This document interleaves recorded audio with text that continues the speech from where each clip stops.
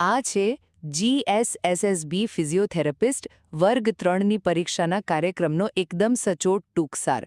જો તમે આરોગ્ય અને પરિવાર કલ્યાણ વિભાગમાં સરકારી નોકરી મેળવવાનું સપનું જોઈ રહ્યા છો, તો તમારી તૈયારીઓને આખરી ઓપ આપવા માટે આ સત્તાવાર માહિતી વિશે જાણવું ખરેખર બહુ જ જરૂરી છે.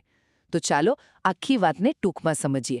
પહેલું, તમારી પરીક્ષા 23 મે 2026 શનિવારના રોજ બપોરે બરાબર 3 થી સાંજે 6 વાગ્યા સુધી યોજાશે. એટલે કે પૂરા 3 કલાક. હવે તમે જ વિચારો, સળંગ 3 કલાકની પરીક્ષા હોય તો શું અત્યારથી જ ટાઈમ મેનેજમેન્ટની સખત પ્રેક્ટિસ કરવી સૌથી મહત્વપૂર્ણ નથી બની જતી? બીજું, ખાસ ધ્યાન આપજો, આ કોઈ આપણી જૂની પેપર પેનવાળી પરીક્ષા નથી. આ એક કમ્પ્યુટર આધારિત MCQ ટેસ્ટ એટલે કે CBRT પદ્ધતિ છે. હવે જે ઉમેદવારો કમ્પ્યુટરથી વધારે પરિચિત નથી, તેમણે તો પરીક્ષા પહેલાં ઓનલાઈન મોક ટેસ્ટ આપીને કમ્પ્યુટર સ્ક્રીન પર પ્રશ્નો વાંચવાની આદત પાડી જ લેવી જોઈએ, ખરું ને? છેલ્લે, આ ભરતી ગ્રામ્ય આરોગ્ય કચેરી માટેની જાહેરાત ક્રમાંક 3283/2025-26 હેઠળ છે અને તેના કોલ લેટર ડાઉનલોડ કરવા અંગેની વિગતો ટૂંક સમયમાં જ GSSBની વેબસાઇટ પર પ્રસિદ્ધ થશે.